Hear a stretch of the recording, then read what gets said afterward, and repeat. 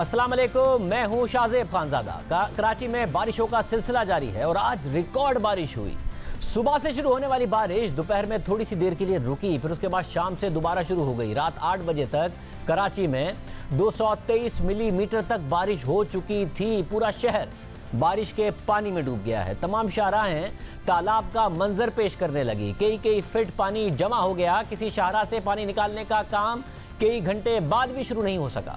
शहरी सड़कों पर फंस गए, गाड़ियां बंद हो गई। पुलिस, मोबाइल और दीगर इमदादी इदारों की गाड़ियां पानी में फंस गईं। फिर कराची की सड़कों पर शहरियों को निकालने के लिए कश्तियां चलाई गई। मुहर्रम के जुलूसों की सिक्योरिटी के लिए रखे गए कंटेनर्स भी एमेजिना रोड पर तैरते नजर आए। केपीटी अंडरपास में पानी भर गया। इसी तरह Punjab colony underpass, Liaquatabad underpass, Nazimabad underpass और गरीबाबाद अंडरपास में भी पानी भर गया और उन्हें ट्रैफिक के लिए बंद कर दिया गया। शहर के तमाम छोटे बड़े नाले ओवरफ्लो हो गए और पानी करीबी इलाकों में दाखिल हो गया। घरों में पानी दाखिल हो गया। कराची के इलाकों में सुरजानी टाउन, मलीर, औरंगी टाउन और दीगर मुज़ाफ़ाती इलाकों में पहले ही पानी जमा था। अब मजीद पानी आ गया है और अभी मजीद बारिशें हो रही हैं और होनी हैं। कराची में डीएचए का इलाका भी पानी में डूबता नजर आया। मुल्क भर में डीएचए, चाहे वो इस्लामाबाद का डीएचए हो, लाहौर का डीएचए हो, कराची का डीएचए से बेहतर है। वहाँ ड्रेनेज का प्रॉपर निज़ाम मौजूद है, मगर कराची के डीएचए में अक्सर इलाकों में ड्रेनेज का मुनासिब सिस्टम मौजूद नहीं है। करोड़ों रुपए के बड़े बड़े बंगले बने हुए हैं, मगर वो भी अब पानी में डूबे हुए हैं।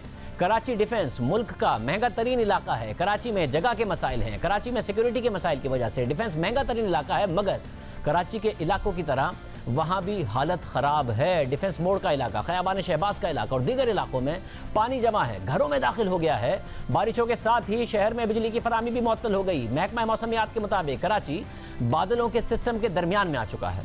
सिस्टम को समंदर से मुसलसल नमी मिल रही है, जिससे मजीद मजबूत हो रहा है। बारिश बरसाने वाले बादल 35 से 40 हज़ार फीट की बुलंदी पर हैं। आमतौर पर मामूली बारिश बरसाने वाले बादल 2 से 3 हज़ार फीट की बुलंदी पर होते हैं, मगर माहिरीन के मुताबिक ज्यादा बुलंद होने की वजह से बादल मुसलसल बरस रहे हैं। महकमा मौसमियात ने गुज़िश्ता रोज़ ही बता दिया था कि अब बारिशों का सिलसिला कमज़ोर हो गया है। कहीं हल्की और कहीं तेज़ बारिश होगी, मगर आज अचानक सुबह सवेरे तेज़ बारिश शुरू हो गई। इसके बाद महकमा मौसमियात ने बताया कि सुबह शुरू होने वाली बारिश रात 11 बजे तक जारी रहेगी, मगर फिर 3 बजे बारिश रुक गई, शाम में दोबारा शुरू हो गई, अब तक जारी है। महकमा मौसमियात पहले ही बता चुका है कि अब बारिशों का एक और स्पेल 29 अगस्त से शुरू होगा। महकमा मौसमियात के मुताबिक 53 साल पहले जुलाई 1967 में कराची में 429 मिलीमीटर बारिश हुई थी, जबकि रवा महीने में अब तक 442 मिलीमीटर बारिश हो चुकी है। महकमा मौसमियात के मुताबिक 89 साल रिकॉर्ड में सबसे ज़्यादा बारिशें 1976 में हुई। 1967 के मानसून में कराची में 713 मिलीमीटर बारिश रिकॉर्ड हुई थी, जबकि रवा सीजन में अब तक 566 मिलीमीटर बारिश हो चुकी है और अभी मजीद बारिशें होनी हैं, जिससे मजीद तबाही आएगी, क्योंकि कोई निज़ाम नज़र नहीं आ रहा। जुलाई से बारिशों का सिलसिला जारी है। मुसलसल अर्बन फ्लडिंग की वार्निंग दी गई, मगर फिर भी इंतजामात मुकम्मल नहीं किए जा सके। अब से कुछ देर पहले वज़ीर आज़म इमरान खान ने ट्वीट किया है कि मेरी हुकूमत को पूरी तरह एहसास है कि इन बारिशों के बाद अवाम पर क्या गुजर रही है, ख़ास तौर पर कराची के अवाम पर। मैं ज़ाती तौर पर सूरत हाल को मॉनिटर कर रहा हूँ और मुसलसल चेयरमैन एनडीएमए और गवर्नर सिंध के साथ राब्ते में हूँ। वज़ीर आज़म ने मजीद लिखा कि मैंने चेयरमैन एनडीएमए को हिदायत की है कि ना सिर्फ फंसे हुए लोगों को रेस्क्यू करें, बल्कि तिब्बी इमदाद, खाना और रहने की जगह भी मुहैया करें। मैंने चेयरमैन एनडीएमए को यह भी कहा है कि इमरजेंसी बुनियादों पर सहूलियात को बहाल किया जाए। हम एक मुस्तकिल हल के प्लान का भी ऐलान करेंगे, जिससे नालों की सफाई से सैलाबी पानी का मसला हल हो सके, साथ ही कराची का सूरज सिस्टम और पानी की फराहमी जैसे बड़े चैलेंज को हल किया जा सके। हम कराची के अवाम को इस मुश्किल वक्त में तनहा नहीं छोड़ेंगे। ये सारी बातें वज़ीर आज़म की तरफ से कही गई हैं। हमारे साथ वज़ीर आला सिंध मुराद अली शाह और गवर्नर सिंध इमरान इस्माइल मौजूद होंगे। उन दोनों से हम बात करेंगे। सबसे पहले वज़ीर आला सिंध हमारे साथ मौजूद हैं। शाह साहब, बहुत शुक्रिया हमें शो में ज्वाइन करने के लिए। शाह साहब, इस वक्त नज़र आ रहा है बहुत ज़्यादा बारिश हुई है, अंडरपासेस भरे हुए हैं। KPT underpass, Liaquatabad underpass, Nazimabad underpass, Shahra Faisal, एमेजिना रोड, IH चंडीगढ़ रोड, हर जगह पानी ही पानी नजर आ रहा है। वाज़ेह तौर पर नजर आ रहा है कि आपके पास कोई प्लान नहीं था, कोई प्लान नहीं है तो आवाम के सामने रखिए, क्योंकि अभी मजीद बारिशें होनी है।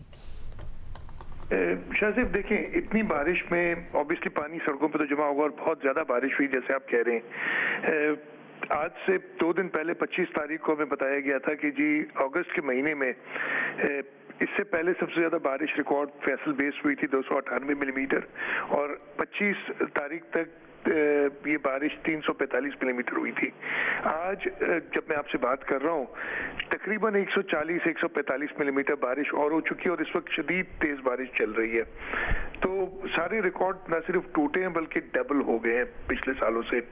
इतनी शदीद बारिश में ऑब्वियसली शहर की सड़कों पे पानी आएगा, नशीबी इलाकों में बहुत ज्यादा हालत खराब है।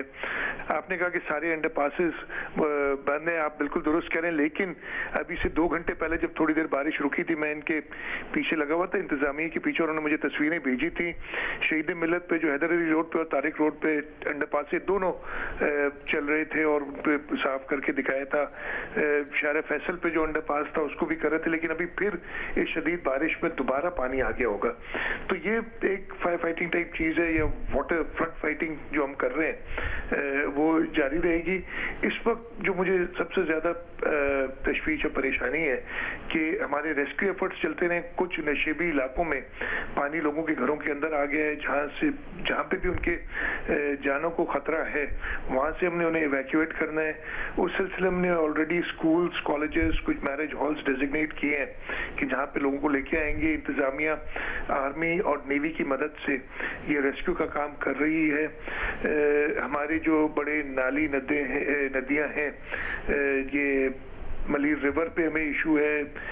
आपको पता है गुजर नाले पे होता है कि अगर ये कच्ची आबादियों में जो नशेबी आबादियां हैं उनमें पानी चला जाए तो उन लोगों को इवैक्यूएट करके एक सेफ जगह पे ले जाना।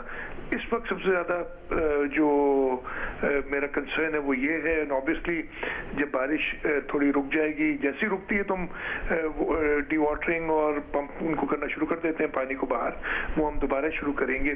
तो ये चल रहा है और अल्लाह ताला करे कि बारिश रुके। आपको ये भी बता दूं कि कल रात तक शाज़ेब, कल 11:30 बजे रात को मैंने पता किया था और आज के दिन की क्या प्रेडिक्शन है, तो उन्होंने कहा था जी वेरी लाइट ड्रिजल और वो भी सुबह के टाइम पे और 1 बजे के बाद दिन में सूरज निकला हुआ होगा शहर में। अनफॉर्चुनेटली वो प्रेडिक्शन बिल्कुल ही गलत साबित हुई और आज के दिन मेरे ख्याल शायद कराची की हिस्ट्री की सबसे ज्यादा बारिश हुई है। मगर शाह साहब, अगर महकमा मौसमियात ने सही पेशन गोई भी कर दी होती तो उसके बावजूद क्या फर्क पड़ जाना था? जो पिछले बारिश के स्पेल हैं जो उन्होंने सही बताए थे, उसके बाद क्या फर्क पड़ गया? कराची का आवेगावा बिगड़ा हुआ है, ड्रेनेज सिस्टम तबाह हाल है। आप बड़े नाले साफ कर लें, छोटी नालियां जो पानी फराहम करती हैं और बड़े नालों में गिरती हैं वहां का हाल खराब है। 12 साल आपकी हुकूमत है रही है, आपकी बहुत बड़ी जिम्मेदारी है इस तबाहाली में। एब्सोल्युटली, मैं शाजिद साहब से पूरा एग्री करता हूँ। अगर हमें बता भी देते ना कि आज 200 मिलीमीटर बारिश होगी तो हम क्या कर लेते, 2-4 घंटे में या 12 घंटे में क्या कर लेते। हम कोई खास चीज कर नहीं सकते थे, सिर्फ रेस्क्यू की इंतजामात कुछ और बेहतर करते थोड़े से, ये हम कर सकते थे। आप बिल्कुल सही कह रहे हैं। कराची में ओवर द ईयर्स, और मैं फिर देखिए क्रिटिसाइज या क्रिटिक नहीं करना चाहता, हमारी अपनी भी कोताहियां मैं हमेशा मानता हूँ कि बिल्कुल दुरुस्त हर चीज नहीं की है, लेकिन 2010 में जब इससे 1/3 बारिश हुई थी और शाहर फैसल 4 दिन तक डूबा रहा था, उसके बाद बेहतरी तो आई ना। अब ये आज का दिन बहुत ज्यादा खराब हुआ है, अदरवाइज हम शाहर फैसल को बारिश रुकते ही कुछ घंटों में, 2 से 4 घंटों में क्लियर कर लेते थे। मैं कल सुबह 8 बजे, परसों बारिश हुई कराची में, मैं कल सुबह 8 बजे, बल्कि परसों रात को भी मैं बाहर था, घूम रहा था, उस वक्त भी क्लियर था। सुबह 8 बजे जब मैं निकला और मैं आगे गया था ठट्टा से जावल, बदीन, थरपारकर की तरफ, तो मलीर से होता हुआ गया था, तो रोडों पे पानी नहीं था। वो क्लियर हमने ये काम किया है पिछले 8-10 सालों में कि जो मेजर चोकिंग पॉइंट्स थे उनको क्लियर करने की कोशिश की है। प्रॉब्लम्स, लोग वो SLGO 2001 की बड़ी तारीफें करते हैं। SLGO 2001 ने क्या किया कि सिटी गवर्नमेंट को इख्तियार दे दिया। उन्होंने शहर की बड़ी बड़ी शाहराहों, नॉर्थ नाज़िमाबाद में, मैं इसी शहर में पला बड़ा हूँ, देखता रहा हूँ, वो रोड इतने चौड़े हुआ करते थे कि पूरी कराची में कहीं और इतने चौड़े रोड नहीं थे। 2-2 हज़ार गज के मकानात उन रोडों पे हुआ करते थे। अब वहाँ 2000 गज के मकान पे 4 बिल्डिंगें बन गई हैं 20-20 मंजिला। वहां पे रेस्टोरेंट्स बन गए, वहां पे शादी हॉल बन गए।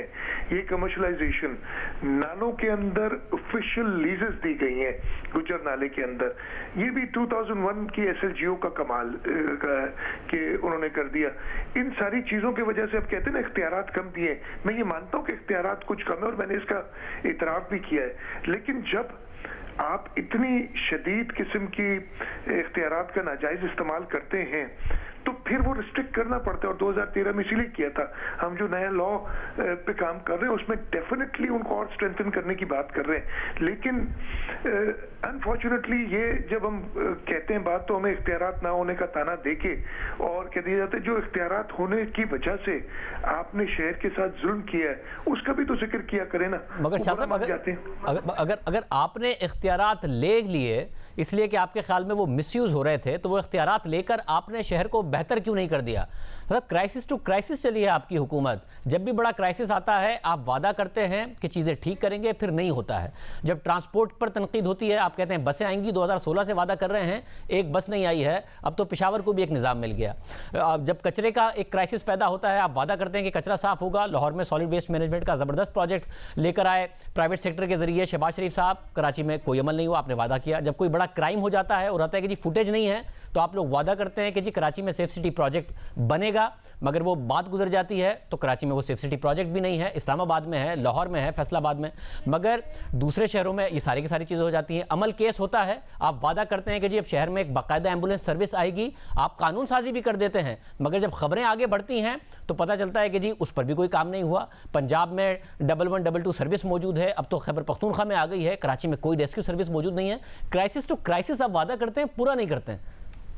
शायद मैं आपसे पार्टली एग्री करता हूँ, मैं बिल्कुल हर चीज़ पे आप पे बात पे एग्री नहीं करूंगा, लेकिन पार्टली एग्री करता हूँ कि कुछ चीज़ें हमारी रह गई। लेकिन अब मैं जैसे मैंने आपको बताया ना अभी छोटी सी ये जो एक चीज़ मैंने एग्जांपल दिया आपको 2010 की बरसातों में, ये रिपोर्ट मैं अभी दफ्तर में ही बैठा हूँ, मेरी टेबल पे पड़ी हुई है वो रिपोर्ट कि 2010 की जो एनडी यूनिवर्सिटी ने उस वक्त की गवर्नर साहब के कहने पर की थी, जब उन्होंने कहा है कि जी शारा फैसल 4 दिन तक बंद रहा है बारिश के बाद। अब वो सूरत हाल नहीं है और उस वक्त 2010 में अब से 1/3 बारिश भी नहीं हुई थी जो इस साल हुई है। तो बेहतरी आई है, डेफिनेटली इश्यूज हैं। आपने बसेस की बात की, हमने उस पर काम किया है, अगेन डिलेज हुई हैं। जो क्वांटम रिक्वायर्ड है ना इन्वेस्टमेंट का कराची के अंदर, वो क्वांटम अगर आप देखें वर्ल्ड बैंक के साथ 2016 में मैंने कराची ट्रांसफॉर्मेशन स्ट्रेटजी पे काम किया था, उन्होंने कहा $10 अरब चाहिए आपको ओवर द नेक्स्ट 10 ईयर्स। उसी सिलसिले में जो 2 मेन लाइंस हैं वो तकरीबन जो है अरबों रुपए की स्कीम्स हैं जिनके लिए हमारे पास वो रिसोर्सेज नहीं थे, लेकिन हमने वो लोन्स लेके फेडरल गवर्नमेंट से एग्री करा के और वो सब अब फाइनल स्टेजेस में अब वो टेंडरिंग और एग्जीक्यूशन की तरफ जा रही हैं। तो ये चीज़ें जैसे मैंने कहा कि पार्टली मैं आपसे एग्री करता हूँ कि लोगों की एक्सपेक्टेशंस और ज़्यादा और होनी भी चाहिए। हमें जब लोग इलेक्ट करते हैं उनकी एक्सपेक्टेशंस बिल्कुल जायज़ हैं, लेकिन जो रिसोर्सेज के इश्यूज हैं उनकी भी बात हम करते चले आ रहे हैं। शायद आपने जो रिसोर्सेज की बात की, ज़ाहिर है वफाकी हुकूमत को कराची को तवज्जो देनी चाहिए, कराची में देना चाहिए, मगर आप अगर पड़ोस में देखें मुंबई में 600 अरब रुपए का बजट है शहर का। इस्तांबुल कराची से छोटा शहर 900 अरब रुपए का सालाना बजट है। कराची के बल्दियाती इदारों को अगर हम देखें तो कोई 45 से 50 अरब रुपए आप देते हैं जो कि तनख्वाहों और कॉस्मेटिक्स में निकल जाते हैं। वफाकी हुकूमत अपना हिस्सा दे, मगर जो सिंध हुकूमत कराची का जो हिस्सा बनता है वो भी तो कराची को दे। सबसे ज़्यादा रेवेन्यू में कंट्रीब्यूट करता है ये शहर। अगेन देखिए ये बहुत लंबी हमारी डिटेल डिस्कशन हो जाएगी। आपने मुंबई की बात की, मुंबई का जो प्रॉपर्टी टैक्स है जो सीधा जाता है उनके पास वो 60 अरब इंडियन रुपीस है। हमारा प्रॉपर्टी टैक्स कराची से 1.5 अरब रुपए आता है, हमें पाकिस्तानी रुपए। तो रिसोर्सेज इस शहर में हम जो है जनरेट उस तरीके से नहीं कर सके जो इस शहर में कर सकते हैं। हमारी रेवेन्यूज, आपने बिल्कुल सही बात की, मैं नहीं क्रिटिसाइज करना चाहता। लोग कहते थे ना कि जी रेवेन्यूज जो है वो 1 साल में या 2 साल में डबल हो जाएंगे, 4 अरब से 8 अरब हो जाएंगे, लेकिन अनफॉर्चुनेटली हमारे रेवेन्यूज 2 साल में 4 अरब से 4 अरब ही रहे, यानी 3.9 ट्रिलियन थे। 4 अरब मैं कह रहा हूँ, 3.9 ट्रिलियन थे आपके 2 साल पहले, आज भी वही हैं।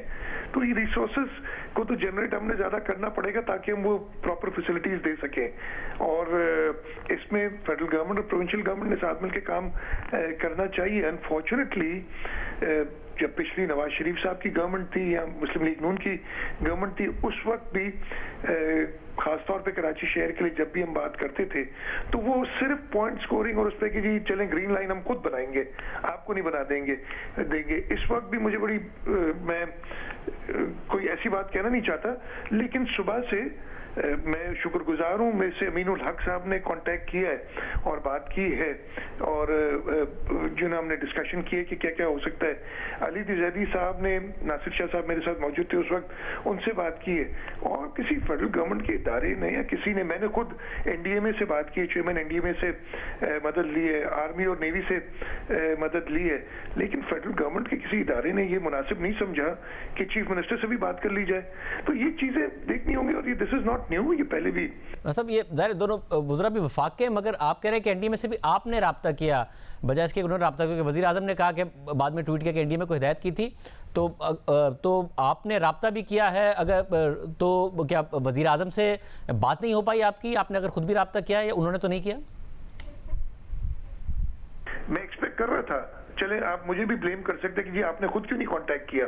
मैं कांटेक्ट करता रहूं, मुझे नहीं जवाब मिलते हैं फेडरल गवर्नमेंट से। तो मेरा अब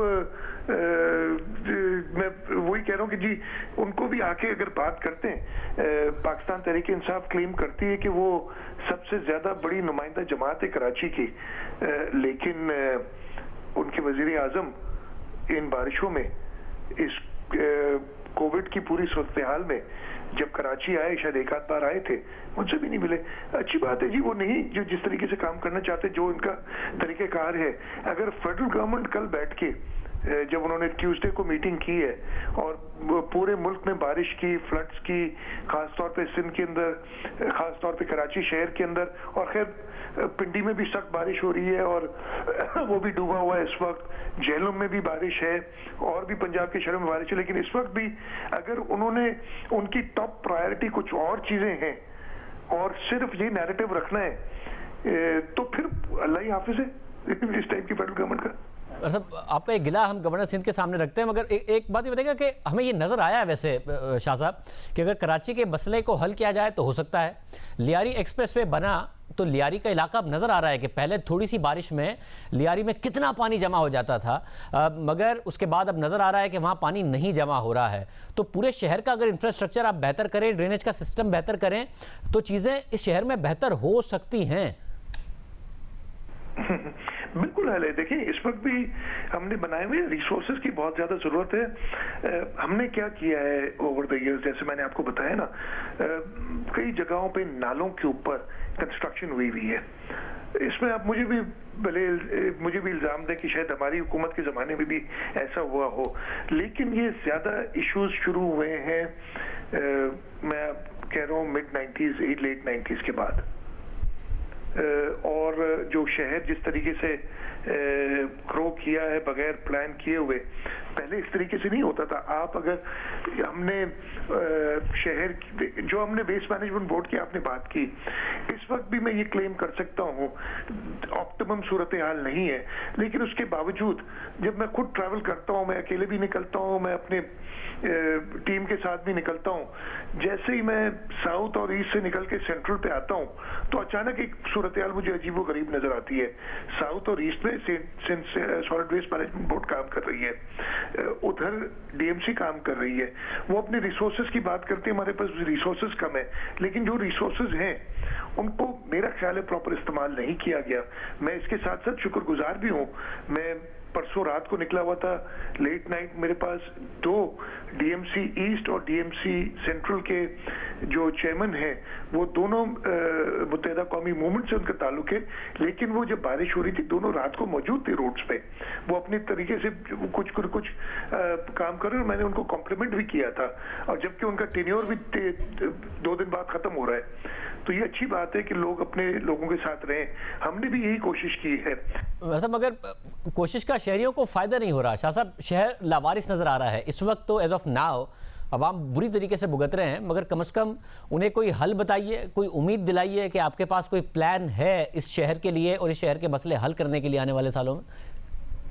ये जब तक कंसर्टेड एफर्ट नहीं होगा इस शहर के लिए जो इलेक्टेड लोग हैं एट वेरियस लेवल्स, सिंध हुकूमत की जो जिम्मेदारी है, हम कोशिश कर रहे हैं कि हम उससे ज्यादा करें। हमने, आपने देखा होगा ये जो मेगा प्रोजेक्ट्स कुछ कराची में पिछले 3-4 साल में हुए हैं, आपको फ्लाईओवर्स नजर आए हैं, आपको अंडरपासेस नजर आए हैं, आपको स्टॉर्म वाटर ड्रेनेज के काम, जैसे मैंने आपको बताया शारे फैसल में अब कम पानी रुकता है। ये मैं नहीं कहता कि बिल्कुल ड्राई रहता है और बड़ा अच्छा रहता है, इस वक्त तो बहुत शदीद शारे फैसल डूबा हुआ है। लेकिन मेरी 1 घंटे पहले जब बारिश में ब्रेक आया था, सईद गनी साहब निकले हुए थे, उनसे बात हुई, वो खड़े थे, उन्होंने बताया मुझे कि मैं एयरपोर्ट तक तकरीबन पहुंचा हूं, जहां जहां पे पानी है वहां डायरेक्शंस दे रहा हूं कि पानी क्लियर हो।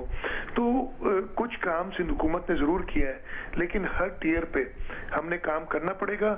हमने उस इख्तियारात का नाजायज इस्तेमाल करने की बजाय उनको बेहतर सहूलत देने के लिए लोगों को इस्तेमाल करना पड़ेगा। शाहज़ेब, आखिर में मैं जानना चाहूँगा कि कराची की एक अजब ही किस्मत है कराची के शहरियों की कि यहाँ पर जो डीएचए है उसका भी हाल बुरा है। वो आपकी जुरिस्डिक्शन में नहीं है, मगर लाहौर के डीएचए में ये ड्रेनेज के मसाइल नहीं हैं कि सड़कों पर इस तरीके से ड्रेनेज का निज़ाम हो, गाड़ियाँ गिर जाएँ, घरों में पानी दाखिल हो जाए, हमें रावलपिंडी में नहीं दिखता। ये तो कराची का तो डीएचए का भी हाल बहुत बुरा है। आपकी जुरिस्डिक्शन नहीं है, मगर कम से कम कराची, आप पूरे सिंध के वज़ीर आला हैं, तो आपने बात की उनकी इंतज़ामिया से कि भाई ये क्या है, हर साल यही होता है, हर साल यही गिला होता है डीएचए के शहरियों का भी? मेरी बिल्कुल बात हुई है, कांटेक्ट भी हुआ है, और हम सब मिलके ना कोशिश कर रहे हैं। जैसे मैंने कहा कि मैं डीएमसी के जो चेयरमैन हैं उनसे भी कांटेक्ट में रहता हूं, चाहे वो मेरी पार्टी से नहीं है, लेकिन फिर भी उनसे कांटेक्ट में रहता हूं। शहर के लिए हम सब ने मिलके काम करना है। मैं शाहज़ेब आपको ये बता दूं कि मैंने कराची शहर में इवन मुझे जैसे 77 याद है, मैं अपने मैट्रिक के इम्तिहान दे रहा था और हमारे इम्तिहान कैंसिल हो गए थे, बारिश इतनी हुई थी। मुझे 90 कौन सा साल था, 92, जब मैं खुद गाड़ी से आ रहा था और मेरी गाड़ी तैर रही थी पानी में, वो टाइम भी देखा है। तो हालात खराब रहे, और इतनी जब बारिश आती है मेट्रोपॉलिटन शहर में, मुझे, आपने शाहज़ेब देखे होंगे, और मुझे बड़ा थोड़ा सा दुख भी हुआ कि मेन स्ट्रीम मीडिया में, सोशल मीडिया पे तो चले कंट्रोल नहीं है, नहीं कर सकते, मेन स्ट्रीम मीडिया में हमने तस्वीर, वो वीडियो क्लिप्स देखी जो कि मुंबई की या पेरू की या बांग्लादेश की या मलेशिया, आई डोंट नो कहाँ की हो के लोग चौथी मंजिल से डाइव मार रहे हैं, वो भी दिखाई गई, कराची को बताया गया कि ये है। तो ये सूरत हाल हर मेट्रोपॉलिटन में इतनी शदीद बारिश में हो जाती है। ज़रूरी है कि हम जल्द से जल्द उस पानी को निकाल सकें। हम डेफिनेटली निज़ाम में और बेहतरी लाएं, हम सबकी इसमें हम सबको ज़रूरत है कि इसकी तरफ काम करें। मुझे उम्मीद है कि ये हालात देख के, लेकिन अगेन मैं कह रहा हूँ कि हमारी मेमोरीज बड़ी शॉर्ट हैं, हम भूल जाते हैं कुछ, और मैं अपने आप को भी ब्लेम करता हूँ शाहज़ेब कि बड़े कुछ दिनों बाद हम कुछ और मसले में पड़े होंगे, हमें ये परवाह शायद भूल ही गए होंगे कि बारिश से क्या हो जाता है, इसलिए कि किसी और मसले में हम फंसे हुए होंगे।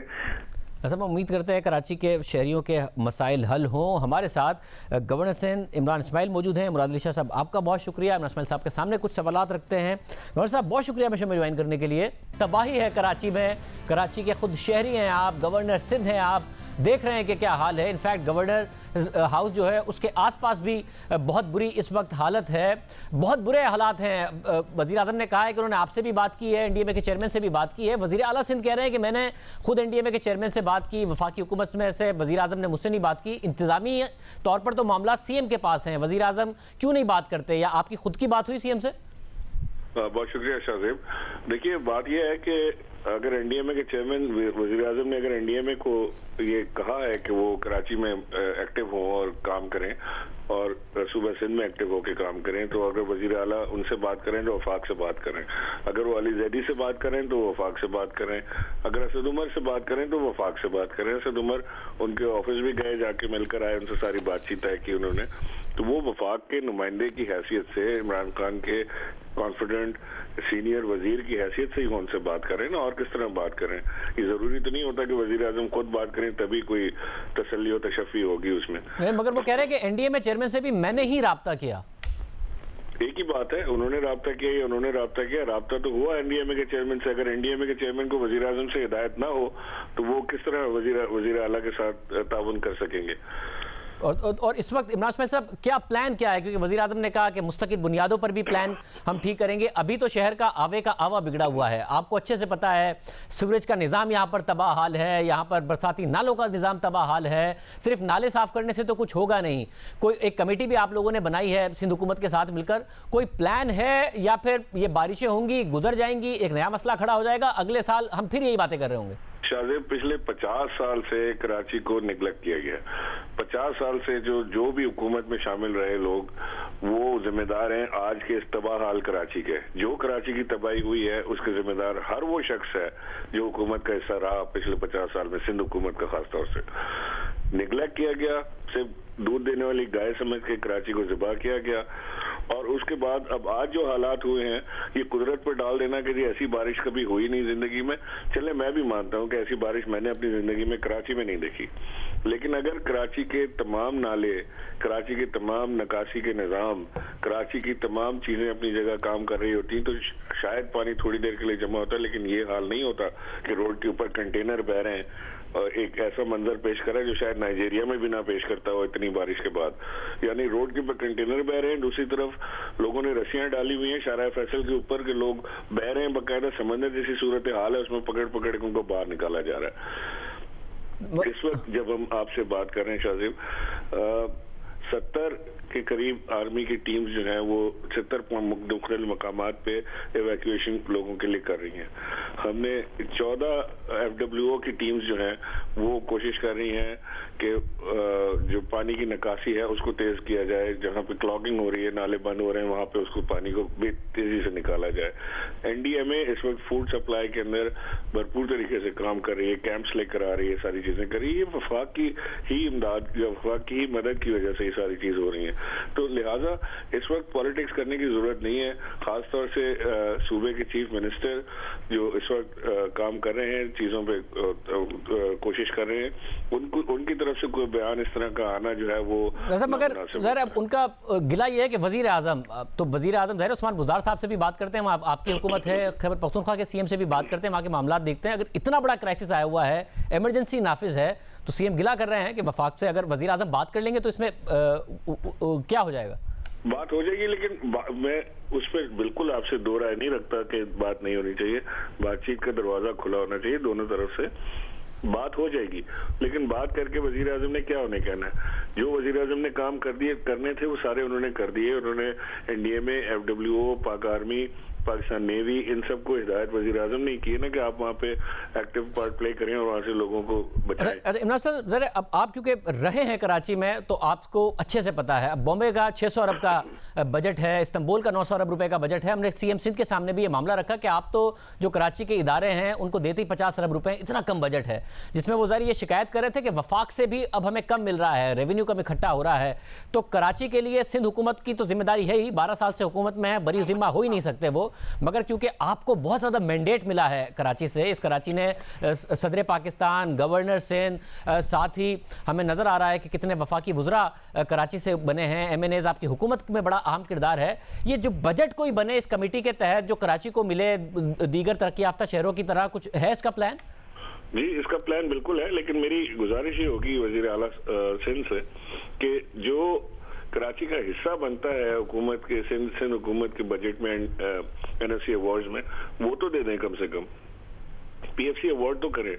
PFC अवार्ड जब तक नहीं करेंगे, जब तक ये इस तरह की चीजें चलती रहेंगी कि लोग अपनी अपनी मर्जी से अपने हलकों में, अपने इलाकों में वो तरक्याती बजट लगाते रहेंगे, और जो शहर कराची जो तरस रहा है, तड़प रहा है और हसरत भरी निगाहों से देखता है उन फंड्स को जो कराची से लिए जाते हैं और वापस उस पर खर्च नहीं किए जाते, उसका कोई हिसाब किताब नहीं हो सकता फिर। तो इमरान साहब मुझे बताइएगा कि अब जबकि आज कराची के अवाम ये देख रहे हैं, और कराची का मसला ये है, हमने सीएम साहब के सामने भी सवाल रखा कि हर महीने एक नया इशू होता है। कभी ट्रांसपोर्ट का होता है तो बसें प्रॉमिस कर दी जाती हैं, कभी सूरज का होता है तो निज़ाम प्रॉमिस कर दिया जाता है। लाहौर में ये सब चीज़ें हमें नज़र आती हैं, वेस्ट मैनेजमेंट भी है, ट्रांसपोर्ट भी बेहतर है। अब तो खैबर पख्तूनख्वा में भी जो है ट्रांसपोर्ट का निज़ाम आ गया है, पेशावर BRT आ गया, 1122 की सर्विस पंजाब में थी, खैबर पख्तूनख्वा में आ गई। यहाँ पर कुछ भी नहीं है। तो कोई एक कमेटी सिर्फ बातों की हद तक है कि 1-2 साल बाद भी आप और मैं यही बातें कर रहे होंगे? आपको लगता है कि कॉन्क्रीट बेसिस पर कोई काम होगा और नजर आएगा कराची के शहरियों को डिलीवर होता हुआ? नहीं शाहजेब, ये कमेटी जो है, ये आपसे मैं कहना चाहता हूँ कि ये लास्ट डिच एफर्ट है टू सेव कराची, और पूरी भरपूर कोशिश हो रही है कि किसी तरह ये कमेटी कामयाब हो जाए और इससे ये सारे काम यहाँ पर हो जाएं।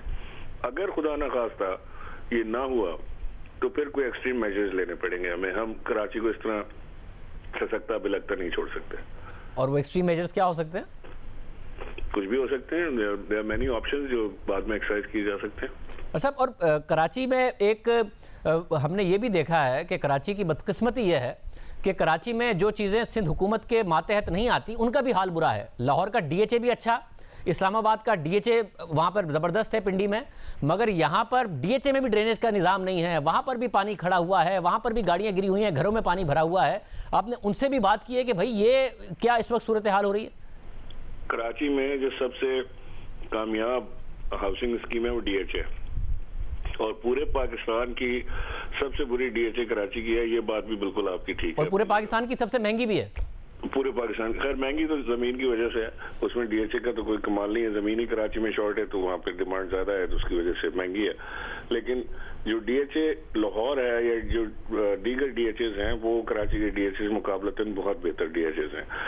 हैविंग सेड दिस कि कराची का सबसे अच्छा इलाका DHA में हालत अबतर है इस वक्त। वहाँ पानी खड़ा हुआ है, वहाँ पे लोग डूब रहे हैं, गोते खा रहे हैं, घरों में पानी घुसा हुआ है। कितने लोगों ने वीडियोस भेजी हैं DHA से कि घरों के अंदर पानी दाखिल हो गया और किसी तरह निकल नहीं रहा।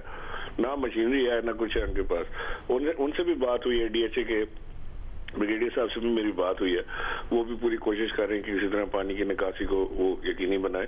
तो जो क्लॉगिंग हो रही है ना सारे, ये सबसे बुरी चीज ये है कि जो सॉलिड वेस्ट नालों में डाला जाता है और वो फिर सीवरेज के ड्रेन्स में नाले से पानी आ जाता है और वो फिर क्लॉगिंग होती है उसके अंदर। सिंध के अंदर जो Sindh solid waste management board है, ये सबसे बड़ी नाकामी है। ये किसी तरह इन्होंने डिलीवर नहीं किया, ये कर नहीं पाए, ये कर नहीं सकते, इनकी कैपेसिटी नहीं है। ये इस निज़ाम को तब्दील करना पड़ेगा हमें। गौर साहब, अब आगे एक और मसला खड़ा है, वो एडमिनिस्ट्रेटर कराची का है। वो कोई अच्छा मिल जाए, उसके पास इख्तियारात हो, कुछ ना कुछ मामला हो और फिर बल्दियाती इंतखाबात भी हो जाए, उस पर भी आपकी कोई बात हुई है? कौन बनेगा एडमिनिस्ट्रेटर कराची? शाहजेब, बातचीत चल रही है, लेकिन ये एक चीज वाजे मैं आपको कर दूं, आपने बात की है तो, कि कराची का एडमिनिस्ट्रेटर जो है वो न्यूट्रल चाहिए। कराची का एडमिनिस्ट्रेटर ऐसा चाहिए जिसकी किसी जमात के साथ एफिलिएशन ना हो, कराची से ताल्लुक रखता हो। दीगर हालात में कराची की जो जमातें हैं वो इस एडमिनिस्ट्रेटर को कबूल नहीं करेंगी जो अगर इम्पोर्टेड लाया गया तो।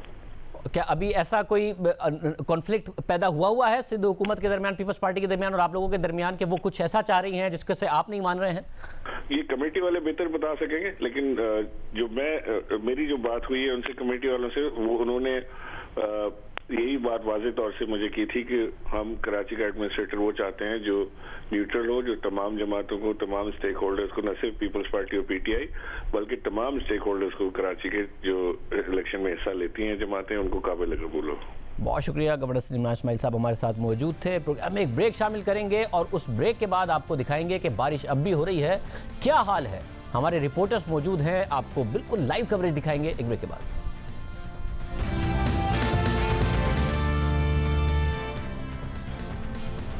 हम आपको बताते चलें कि वज़ीर आज़म इमरान खान ने वज़ीर आला सिंध से फ़ोन पर राब्ता कर लिया है। वज़ीर आज़म ने वज़ीर आला सिंध को कहा कि वफाकी हुकूमत मदद करने के लिए तैयार है। वज़ीर आज़म ने कहा कि मैंने NDMA को कह दिया है, NDMA के साथ मैं राब्ते में हूँ, कराची की सूरत हाल पर मुसलसल राब्ते में हूँ। वज़ीर आला सिंध ने वज़ीर आज़म को कराची की सूरत हाल से आगाह किया और कहा कि मैं सड़कों पर हूं और एनडीएमए से मैं राब्ते में हूं। ये एक अहम डेवलपमेंट सामने आई है। वज़ीर आला सिंध मुराद अली शाह ने गिला किया था कि उनसे अली ज़ैदी अमीनुल हक ने तो बात की, वफाकी हुकूमत से किसी और ने राब्ता नहीं किया। उनका ये भी कहना था कि वज़ीर आज़म कराची भी आते हैं, कोरोना की सिचुएशन में भी आए तो वो मुझसे नहीं मिले, नहीं बात करना चाहते।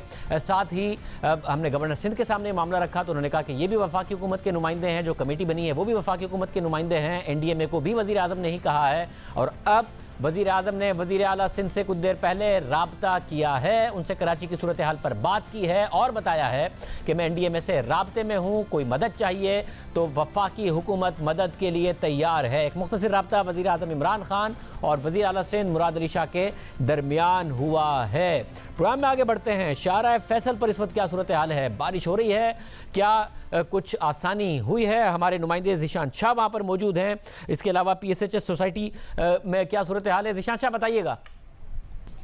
इस वक्त फैसल पे कराची के मौजूद हूँ और इस वक्त मैं मेट्रोपोल के मकाम पर मौजूद हूँ। शाम में जो रात में बारिश शुरू हुई थी उसकी वजह से तकरीबन शाहराह फैसल स्पेशली नर्सरी के मकाम पे तकरीबन इब्तिदाई तौर पे 3 फुट से ज्यादा पानी आ गया था, जिसकी वजह से जो शहरी फौरी तौर पे जब पानी आया था क्रॉस करने की कोशिश कर रहे थे उस और स्टेप की वजह से उनको बीच में फंस गए। इसके बाद में रेंजर्स ने वहां पे कार्रवाई करके उनको रेस्क्यू किया।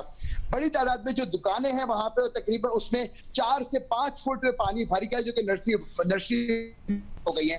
दूसरी जाने PCH जो खासा पॉश इलाका कंसिडर किया जाता है, वहां पे टीपू सुल्तान के मकाम पे जितने भी रेजिडेंशियल एरियाज है वहां पे मुकम्मल तौर पे खराब हो गया कि काफी ज्यादा मुश्किलात का सामना पेश हुआ लोगों को। मजबूरी तौर पे जो पूरी शहर की सूरत हाल में अगर हम देखें कोरंगी से लेके पूरा ये शाहराह फैसल तक स्पेशली तौर पे जो पूरा डिस्ट्रिक्ट ईस्ट लगता है मुकम्मल तौर पे वहां पे कहीं भी इंतजामिया सरगर्म नजर नहीं आई। सड़कों पर पानी अभी भी तकरीबन 2.5 से 3 फुट जमा है। बहुत शुक्रिया ज़िशान। बता रहे हैं लोग अपने घरों के अंदर महदूद होकर रह गए हैं और ये तो सिर्फ एक इलाके का हाल है। हमारे नुमाइंदे कराची के दूसरे इलाकों में भी मौजूद हैं, वहाँ पर क्या सूरत हाल है और ये सूरत हाल अब चलनी है, क्योंकि अभी भी महकमा मौसमियात कह रहा है कि बारिशें मज़ीद होनी हैं। और एज ऑफ नाउ इस वक्त भी कराची में बहुत तेज़ बारिश हो रही है। बड़ी बड़ी शाहराहें इस वक्त उन पर पानी है, अंडर पासेस में पानी भरा हुआ है। क्या सूरत हाल है कराची के दूसरे इलाकों में? डिस्ट्रिक्ट सेंट्रल में क्या हो रहा है, हम वहाँ का आपको हाल बताएंगे। डिस्ट्रिक्ट वेस्ट में क्या हो रहा है, वहाँ का हाल भी आपके सामने रखेंगे, लेकिन एक ब्रेक के बाद। कराची के दीगर इलाकों में क्या सूरत हाल है? हमारे नुमाइंदे खावर खान डिस्ट्रिक्ट सेंट्रल में मौजूद हैं, राना जावेद डिस्ट्रिक्ट वेस्ट में मौजूद हैं। राना जावेद, पहले आप बताइएगा क्या सूरत हाल है? कुछ बेहतरी नजर आ रही है क्या इस वक्त वहां पर हाल है?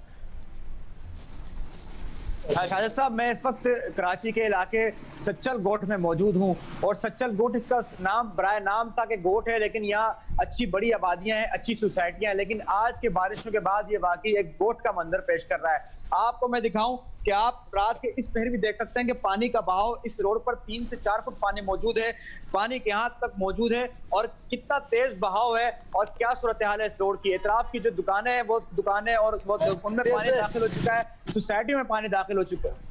यहाँ पर करीबी सच्चल गोट पर रूफी होम्स अपार्टमेंट है, 3 दिन से वहाँ पानी जमा है, वहाँ के इलाका मकीन महसूर हो चुके हैं और वो अपनी छतों पर शिफ्ट हो चुके हैं और जो गंदा पानी था वो उनके पानी के जो टैंकर है उनमें मिक्स हो चुका है, तो पानी की सहूलत से महरूम हो चुके हैं। इस रोड पर 3 बड़े अस्पताल कराची के मौजूद हैं, डाउ मेडिकल हॉस्पिटल, रेमन मेडिकल हॉस्पिटल और सच्चल और किरण हॉस्पिटल। लेकिन इन तीनों अस्पतालों तक पहुंचने के लिए न सिर्फ मरीजों को मुश्किलात का सामना है, बल्कि इस पूरी रोड पे जो लोग अवाम है, दुकानदार है, अपार्टमेंट है, उन सबको परेशानी का सामना है। हम सादी टाउन की तरफ गए क्योंकि वहाँ गडाफ टाउन और डैम से जो पानी आ रहा है वो अब शहर की तरफ दाखिल होना शुरू हो चुका है, तो वो जो जिस नाले में वो पानी दाखिल हो रहा था वो नाला ओवरफ्लो हो चुका है, वो बैक मार रहा है पानी को। अब वहाँ थोड़ी एक रुकावट मौजूद है, एक बंद बनाया हुआ है। अगर पानी वहां से गडाफ टाउन की तरफ से सिलसिला आने का बरकरार रहा तो वो बंद क्रॉस कर जाएगा पानी और ये पानी तेजी के साथ सादी टाउन, रिमझिम ब्लॉक और सादी गार्डन में दाखिल होना शुरू हो जाएगा, जो एक बड़ी तबाही मचा सकता है। तो कराची के इस पर सच्चल गोट के मुकाम पर बिल्कुल एक गोट का मंजर है कि बुनियादी सहूलियतों से महरूम है इस वक्त और यहाँ पर कोई निकासी का काम शुरू नहीं हो सका है। इस वक्त मैं भी तकरीबन 3 से 4 फुट पानी में मौजूद है और पानी का बहाव अब भी बहुत ज्यादा है। इस शाहरा पर गाड़ियां नहीं चल पा रही है, जो गाड़ियां थी वो फंस गई, लोग पैदल लेकर जा रहे हैं। बहुत बुरी सूरत हाल आज यहाँ पर शाहरा की रही है। आप अपना ख्याल रखिए, हम दुआ करते हैं कि आवाम के मसाइल हल हों, हुकूमत भी एक्टिव हो। खबर खान, आप बताइएगा क्या सूरत हाल है?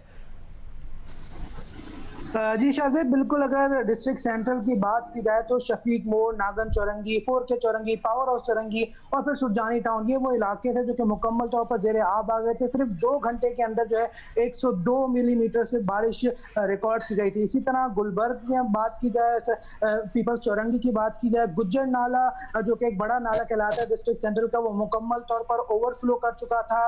नाला और रोड मुकम्मल तौर पर नहीं पता चल रहा था कि पानी जो है कहाँ पे रोड है और कहां पे नाला है। गाड़ियां सैकड़ों की तादाद में फंसी हैं, लोग बड़े परेशान रहे। 3 से 4 फुट पानी जो है वो रोडों पर रहा, गाड़ियों के अंदर पानी भरा है, लोग परेशान रहे। खास तौर पे जो ऑफिस से निकले उनको काफी मुश्किलात का सामना करना पड़ा। बाइक्स वाले हजरात काफी स्लिप हुए हैं और इसके साथ साथ लाइट भी जो थी वो इन इलाकों में नहीं थी। जैसी मगरिब हुई उसके बाद मुकम्मल इन इलाकों के अंदर जो है एक मुकम्मल अंधेरा छा गया था। लाइट, स्ट्रीट लाइट्स भी बंद थी पानी की वजह से। जो इस वक्त सूरत हाल है वो मुकम्मल तौर पर डिस्ट्रिक्ट सेंट्रल जो है वो जेर आब आ चुका है। जो मेन नाला था उस पर ग्रीन बेल्ट, जो ग्रीन बस का मंसूबा है वो बनाया गया, तो 9 पॉइंट्स ऐसे हैं जहाँ से वो नाले को चोक किया गया हुआ है, वो एक बड़ा मसला है। इसके साथ साथ जो निकासी आपकी जो सिस्टम था वो बैठ चुका है। नाजमाबाद की जो पहाड़ियां हैं, जब वहां से बारिश हुई तो पानी का रेला जो है वो नाजमाबाद और मोहम्मद शाह कब्रिस्तान कब्रिस्तान इनमें दाखिल हुआ है। बहुत शुक्रिया खबर खान। राना जावेद हमारे साथ मौजूद थे। बहुत बुरी सूरत हाल है, बारिश रुक नहीं रही है, शहरियों का बुरा हाल है। आज के प्रोग्राम में इतना ही, उम्मीद के साथ कि कल कराची में सूरत हाल बेहतर हो। इजाज़त दीजिए, अल्लाह हाफ़िज़।